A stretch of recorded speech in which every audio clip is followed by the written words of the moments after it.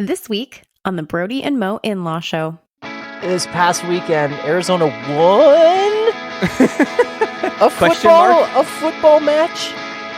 Now is the time for us, as the alpha fathers, to go back to those films and provide what should have happened. How have you not invented hot air balloons? Like, you've got like 10,000 peasants. Like, just start sending them up in the air.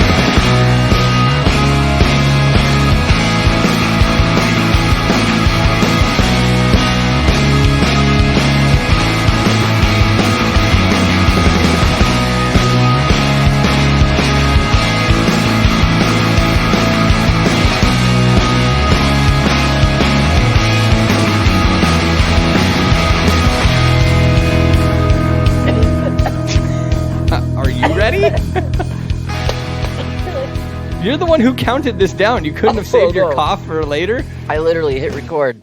I was the one who determined that this was the time to go ahead and do this. You're the executive producer of this. We don't go until you're ready. I told you, man. Posey's been incubating new strains of viruses and bacterium that I'm pretty sure haven't existed until now, and now only exist in my household and wreak havoc with the human system in a way that we have not seen. Really, I mean, we haven't seen a disease quite like what I've experienced in many, many, many years.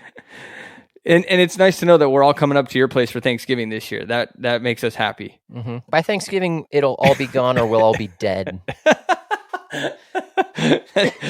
You're getting a bottle of bleach for Christmas. Yay! You're just going to bleach your whole house. That'll certainly do one of those two things for me then, won't it? I guess that's fair. Yeah. Welcome to the Brody and Mo In-Law Show, season 3. TBD. Season 3, is it? We've got to name this season. Season 3. Frank Kaminsky. Welcome to season 3, Frank Kaminsky. The tank. Who I begrudgingly admit, Brody, has been carrying some weight. Oh, man. Dude, he's playing good. Really good basketball. It makes me sad. We are breaking Scott Schlittenhardt's heart right now by saying that. I feel like we're breaking a lot of Arizona Wildcat basketball fan hearts when DeAndre Ayton goes out after having wanted a max contract and Frank Kaminsky comes in and has, frankly, no pun intended, been outplaying him. 31 points the other night, hitting threes. Yeah, he's playing good basketball, man. It's not a good look for DA who wants a max contract. No, not at all. It's not a good look for Arizona sports to have Frank Kaminsky succeed at anything. Life, right, finances, right, school, basketball, romantic endeavors, anything. Like you want know him. His romantic endeavors. Well, whatever they are, he's probably good at them because he's annoyingly good at everything, and I can't stand him. It's bad for us Wildcat fans. True, you are right. You are right about that. That's fair. But do you know what is good? Yeah. Well, let me preface this. Is it good, Brody? Is it good that this past weekend Arizona won a football match? On the scoreboard, we officially had more points than the other team when the clock struck 0. So we did win. So that is a good thing. The bad thing is number one, we should not have won that football game, first and foremost. If you watched any bit of that, First of all, I apologize if you had to watch any of that. It was rough. It was rough. So bad. I had to watch it for my job on this podcast. That's why I watched it. But they should not have won. They should not have won that game. I mean, we were talking about it before. Like, they should have had... There was at least two that, off the top of my head, at least two open field blunders by Cal that should have led to points. I mean, I don't even know. They should not have won that game. I don't know. And as you put it, Cal is like the most decimated team in the history of sports possibly this year with just they just caught the COVID bug, you know, and that just feels bad for all those players that couldn't play. But because if they have a full team, there's no way Arizona comes close in that game. Not way. Not a chance. Not a chance. Not a chance. But I think, Mo, that one thing we talked about and about this, that really why we did not win was how we acted after the game. Did we win the Super Bowl? Like, you would have thought we won the Super Bowl, Mo. The enduring image from the end of that game is Jedd Fisch, fists it raised in the air triumphantly, like Rocky Balboa coming down the steps in Philadelphia. Gatorade bath, the sun shining on his head, his adoring team surrounding him, smiling and cheering. Look, like... And they rushed the field. Oh, my gosh. There is a very small part of me that gets this. You're on a 20-game losing streak. Anytime you see at the end of the game that scoreboard shows you've won there, and you're on a 20-game losing streak, you've got to feel some modicum of positivity.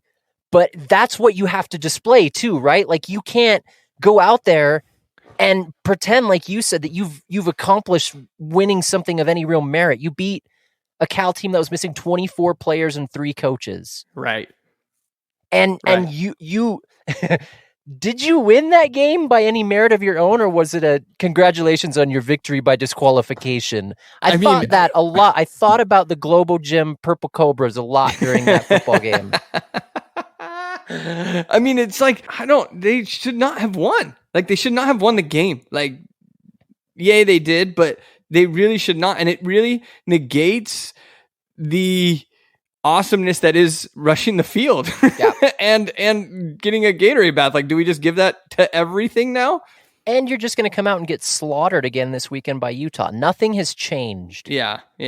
Except for the fact that we have to keep Jedd Fisch for another week. I thought this week would be the one we got rid of him, but we can't fire him after he won a game and got a Gatorade bath and rushed the field. Wouldn't that be a great time to have actually fired him? Oh man, that would have been. I would have rushed the field for that. You did it.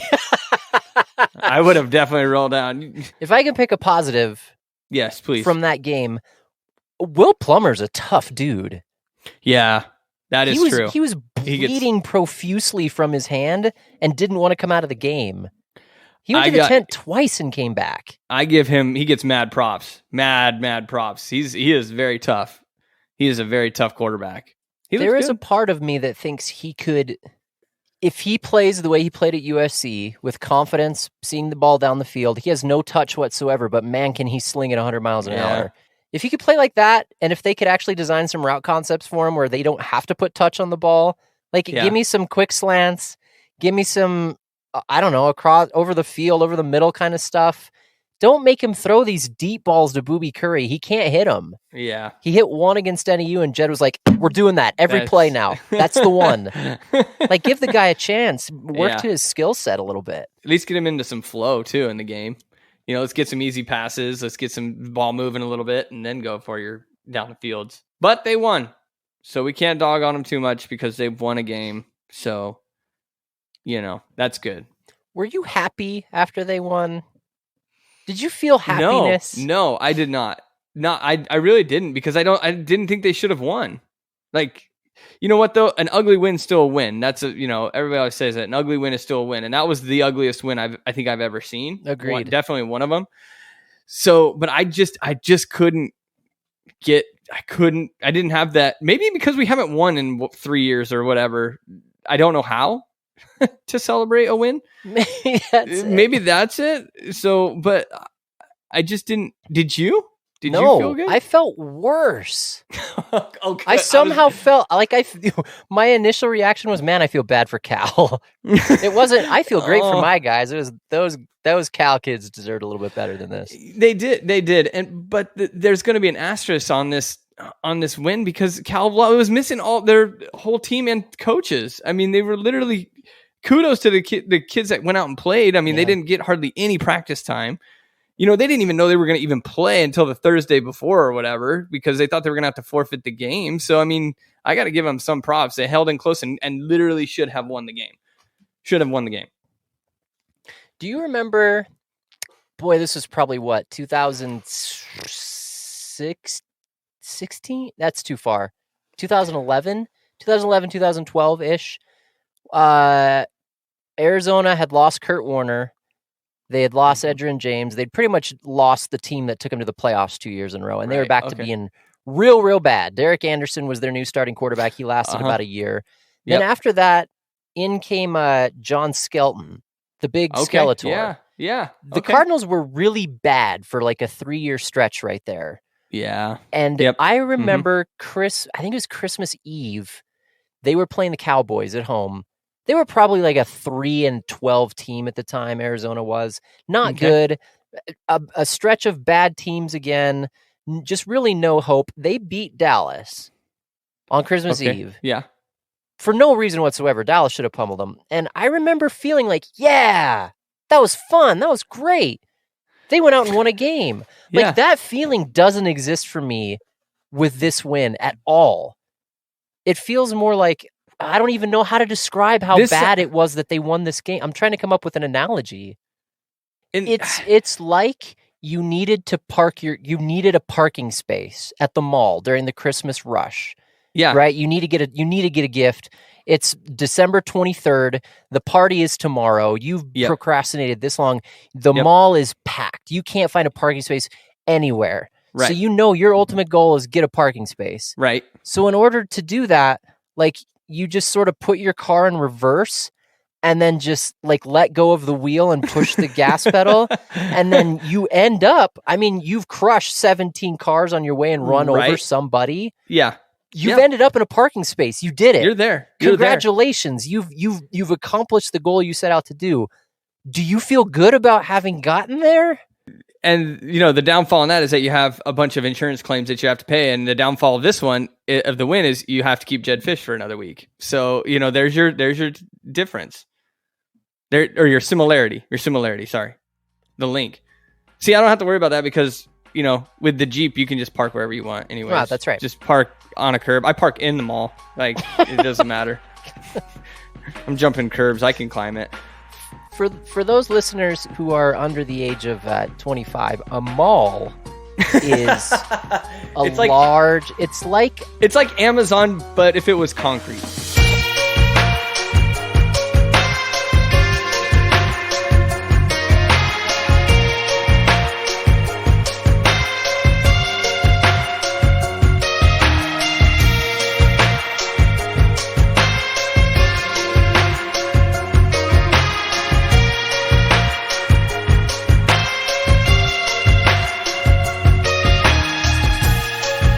So Brody, I've got a couple of friends who are, how you go through that phase where at first all your friends are getting married, so you go through these years of attending marriages. Yeah. Or marriages. Mm-hmm. Who calls them marriages? Yeah, I attended a marriage over the weekend. Oh man, I feel like I need to report you to somebody. It was an arrangement. I went to a marriage this weekend. It was lovely. It was beautiful. The bride looked stunning. For the week afterwards, she still looks stunning. Creepy. Weddings. You go through a phase where all of your friends have their own weddings. Right. Everybody has weddings. And then you transition as you get a little bit older into a phase where all of your friends who had said weddings start having kids. Yep. Mm-hmm. Yep. I've got a couple of those friends in that phase right now, and one of them in particular was telling me how he's reading a lot of parenting books right now to sort of get prepared. Sure. And I recall before Posey was born, reading like one parenting book and being like, this is too hard. This is too much work. I read 4 pages of one. Yeah. And I shut it and I was like, dude, I told Chelsea she was pretty pregnant at the time. And I was like, if we do everything in this book, we will go bankrupt and we will go out of our minds. She's like, I've only asked you to read one book. I was like, I got it through 4 pages. That's my deal. It's like, you have to buy like all the stuff and all the things and all. I was like, man, come on. Yeah, I'm not in this to do work or to have a financial implication. So I had a kid. Right. What I realized instead was it was much easier just to get my parenting advice from film. Yeah. In particular, the obvious way to go is to go to Disney films. Sure. Yeah. I mean, they have, for the most part, they have kids, and I guess they're kids, princesses, kids, children. Yeah, princesses and kids and children. Yeah, and you kind of learn, for the most part, you learn what not to do from these films, right? Like, the parents are not the pinnacle or the paragon of parenting acumen in these films for the most part. There's typically not very many Disney films, and I don't even know if there are any Disney films in which the parents are the good guys. So I guess that would make sense. Star Wars. Anakin Skywalker's the good guy, right? He only cuts off his son's hand once. Well, and yeah, his dad, blew up a planet in front of his daughter. Tomato to planet. It's fine. Killed probably millions of people. Sure. But that's, whatever. That's besides the point. He also could pick people up with like just his hands and squeeze their windpipes. So that's pretty cool. That was just cool. That was just good So, parenting. If your dad could do that, you would show that off at a birthday party. Of course you would. You'd pick the weakest child at the birthday party. He gave me books for my birthday. He gave me parenting books. What an idiot. Crush his windpipe, Dad.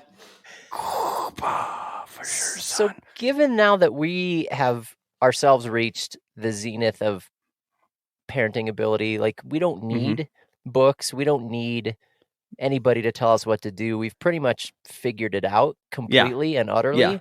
Yeah. So an idea that you had was, these old films that we used to watch to try to glean parenting information. Now is the time for us as the alpha fathers to go back to those films and provide what should have happened. Give the advice to the parents in the movies to let them know how they should have responded to the situations. Yes. Yes. That's what I'm getting at. Like, okay, here your kid is doing this. Here's what the dad should have done. Yeah. I think this is a lovely idea. I think it's necessary. I think these dads have had it too easy for way too long. Way too easy, way too long. Nobody calls them out. The other thing is that these dads, I also understand that there's going to be people like, but not all of them have dads. That's true. And we're going to do the hypothetical, like in those instances. We're not going to tackle all of them tonight, but hey, if their dad was alive, if their dad was active in their life, this is what I would have done if I was their dad. Sure. The right answer. The objectively right answer. Yes. So Brody, as is our penchant, because we've got daughters and we have been steeped in the mystique and the worlds of Disney film for so long. The easiest route to go here is to stick with our tried and true Disney princess mechanism. I think that's a good start, because if it's been like your house, I've been just inundated with princess life. Oh yeah. Lately, it's been everything is princess, everything is pink, everything is princess that you can possibly imagine. So that being the case, here's what I'm going to posit to you. I want you to fix a Disney princess's life by giving the correct parenting advice to her dad. And I'm going to start off. There's only, like you said, there's only a handful where the dads are even in existence. I mean, so we're gonna wipe through that pot of material pretty quickly here. So we're gonna start with our joint favorite and the best and the one who would have won the Hunger Games, Rapunzel's dad. Rapunzel's dad, and that is very true. Rapunzel is my favorite Disney princess. I mean, so I do have to concede that. So in the tale of Rapunzel, the dad, the baby gets kidnapped by this evil lady, locks her up in a tower, makes her sing, does all that stuff. What are the parents doing during this whole time? They're the king and queen of this entire landscape. You, first and foremost, I'm going to not take a dad aspect, I'm going to take a leader aspect, and you don't know that there's a giant, tower in the middle of your kingdom? How do you not know your landscape of your land? Hey, have you guys ever checked out the abandoned giant tower? Has anybody gone through there this century? I don't know. Maybe we should go check in on it. Who built it? His guys had to have built it, right? That old woman did not build that tower by herself. You do a modicum of investigation and follow one of the rivers that goes into a gigantic waterfall, and you find that the tower is so large it peeks out over the top of the crevice that it lives within. I would have thought that at some point every year they light the lantern, right? That goes, that floats up to the top. I would have thought, hey, you know what? Let's put 10,000 of these things together and just put me in a chair. And I'm just going to go up to the aerial and start getting an aerial view of these things. Day 3, I'm doing that. Not 18 years of sitting in your tower, sir. Now, I can't think of, as a father, a more devastating feeling than losing a child. That's got to be just, like physically, like they're gone. Like that's got to be horrible. And so he's very heartbroken, and I totally get that. But like, wouldn't you stop at nothing to find answers? Like no matter what, you would do whatever it took to find answers, right? That's what I feel like Rapunzel's dad comes up short. The last scene where they actually meet back up with Rapunzel, I'm fairly confident in that scene the mom is sitting in a chair reading a book. Yeah, how could you even possibly... How is that... Like, is there just a lot of leisure time at your disposal right now? I mean, I guess they must have just given up, right? Like, they just gave up. But it feels like they gave up awfully quick. My advice to the dad is, like, you can't give up, man. Like, how have you not invented hot air balloons? You know, like, That's the thing, right? Is you've literally invented hot air balloons. Make one big enough for a person. Yeah. Like, you've got like 10,000 peasants. Like, just start sending them up in the air, right? At your disposal. I don't know. That is actually the right answer, right? Is you have the technology for hot air balloons, so utilize it. Utilize your skills. Utilize your resources. That's where I'm at. Actually, the first step that I'm doing is I'm firing your head of security. Okay? Because who allows an old woman to jump into the bed of your child? That person has to be beheaded or something, right? They probably did that off screen, right? Oh, there's probably a bloodshed of the guard at that point. That didn't make it in Tangled. No. That scene was cut on the producer's floor. Let me hit you with this. If you're the dad and you know that your wife is producing children with magical properties and one of them has already been stolen and you want to get her back, like what does a thief want more than anything, right? They want to keep thieving. They want they want more of whatever they've already found that's working. Like, you're never satisfied. They're going to come back. They always return to the scene of the crime. Exactly. So what you have to do if you're the dad is you need to have another kid.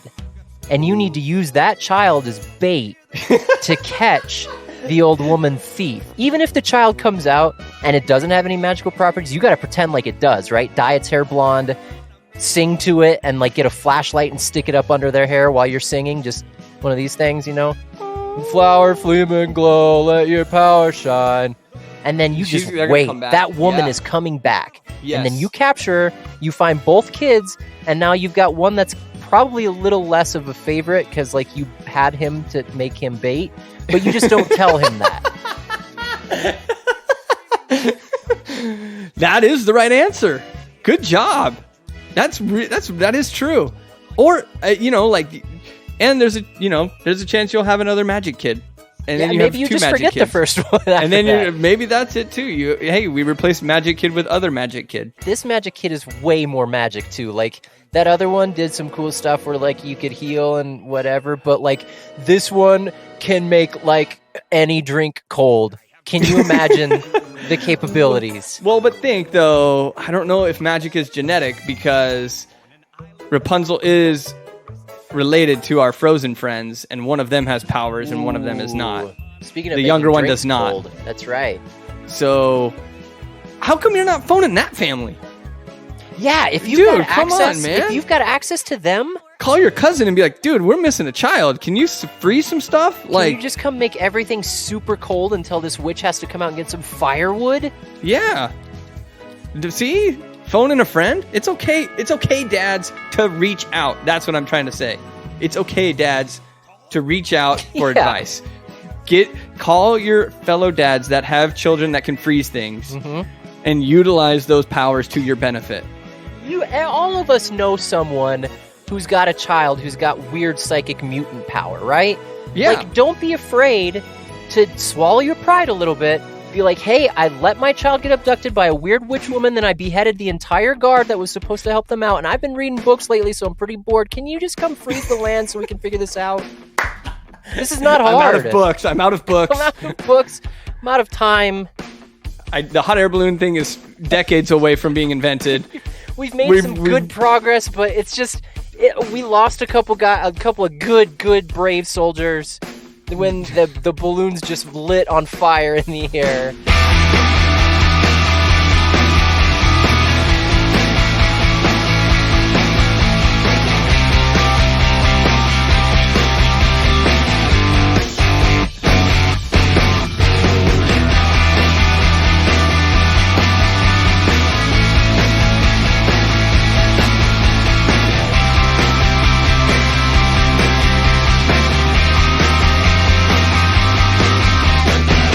Brody, what do you have for us for gosh, do I even call it Victory Week? It feels hollow to call it Victory Week. It's Victor. It is, You know what it is, though? You know what it is Victory Week for, though? Arizona Wildcat basketball really did seem to... I mean, when you go in and beat up on a lesser team, you don't put too much stock in it, but we just haven't done that kind of thing in a while, and it felt good to see them on the court playing up-tempo, share the ball, point guard-driven basketball. Yeah. They looked really sharp, and Tommy Lloyd got another big recruit, too. 7-footer, 4-star recruit out of Perry High School. I didn't see that. That's good. Yeah, last week his first signing of 2022. He was recruited at Gonzaga by Tommy Lloyd, and so he followed him to Arizona. Basically just said, I'm going where you're going. Welcome. Anytime you can get a 7-footer out of high school, you got to take that. Yeah, So. I'm excited for that. I'm excited for Arizona basketball to maybe have a shot at playing in a tournament, too. Yeah, maybe. Yeah. Are they still imposed? Word still not out on that yet, but no news is good news. So Yeah, we'll see. We got a win there. We got a 7-3 Suns team. We got 8-1 Cardinals after winning with Colt McCoy. So yeah, you know what? I'm calling this Victory Week. Yeah, it's Victory Week. The Coyotes won their first game on No Saturday. way! Won 11-1. Let's go. They have 3 points through 13 games. Only up from here. Yeah, but how about the Cardinals though, man? Love them. You got to do what you got to do against. It's San Francisco, right? They're not a great team, but they're a divisional opponent away. You beat them with your backup quarterback. You have a beat up defensive line. You lose your star running back first play of the game. You are down your top 1 and 2 receivers. So this is a trap game, and they came out and blew them out of the water. Did a really great job. Yeah. There's no such thing as a gimme in the NFL. No, there is none. And I think it's a blessing in disguise because it shows that we can win with our second stringers. And now we've got a week of these guys getting healthy, and we didn't lose a week. Yep. So hopefully Kyler Murray can come back feeling healthy. Hopkins can come back feeling healthy. We're gonna get AJ Green back. So hopefully Chase Edmonds' ankle sprain's not as bad. I'm hearing that he's going to be out again this week, but it'd be okay. Eno looked okay. You got James Conner, who's the top scorer in the NFL right now, which is wild. He played incredible. So I'd almost like to see a couple of those guys take another week. You got Carolina. You're 8-1. The Rams lost last weekend, so you've got a game to give. Get healthy. Yeah, and the Rams got a lot better. Oh, yep. So they got OBJ and Von Miller. So they got better. So you're gonna have a tough game against them in a few weeks. I'm not afraid. I'm not afraid anymore. And Seattle got Russell Wilson back, or they're very, very close. So they're gonna be tough too. They're always tough to play. But but you're the best team in the league right now. Mm-hmm. Team should be afraid of you. It's an opposite effect, one that we're not used to. But that doesn't happen to Arizona sports. What is this? Victory Week. Victory Week. Season 3, Episode 3, Victory Week. The victory is of Victory Week.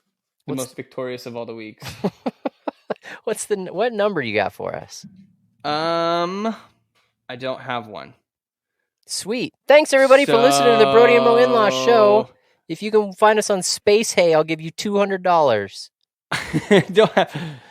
Let's go with 32. What is 32? 32. That is the number of points I'm projected to lose this week in my fantasy football team. 32, and I am third from last in our league. So wait, where's Phil? Is he second from last? Phil is not second from last. Oh. He is at the bottom of the barrel. He is dead last. Phil. Oh no, I gave you the benefit of the doubt. I know. Yeah, Phil's having a rough season. He's having a rough go of it, but he and I played each other last week. And I saw that screenshot. Those scores were not good from either. That was Arizona Cal in fantasy football. It was if Cal and Arizona were a fantasy football game, it was me versus Phil in fantasy football this week. It was rough. It was really bad. So I'm gonna go with 32. All right. Let's do it. And what do you want to do? And $5. And $5 here. Now 10. At $10 here. $10. 15. At $15 here. $15. Now 20. And 20. 25 here. 25 and 30. At $30 here. 31 here. 31. 32. At 31. 32. 2. I'm checking my score here. 32. 2. Might be up here. 32. 32. Nope. Still 32. At 32. 33 here. 33. 33. Sold it. 32. Sold it. 32. I'm gonna lose this week, unfortunately. Losing during victory week. It's on American. It really is. I spoiled victory week. Everybody, thanks for listening to the Brody and Mo In-Law Show. If you want to get in touch with us, you can find us on Twitter at In-Law Show, or you can email us at bmils2020@gmail.com. You can also find us on Space Hey, whatever that is. Space Hey. So first person to find us and contact me on Space Hey gets to be the guest host. I feel like that's more of a negative repercussion than it is a reward. But there you go. But you won't know unless you find out. Give it a shot. Find us on Space Hey, everybody. Right? Thanks for listening, everybody. We'll see you next time. Bye, guys.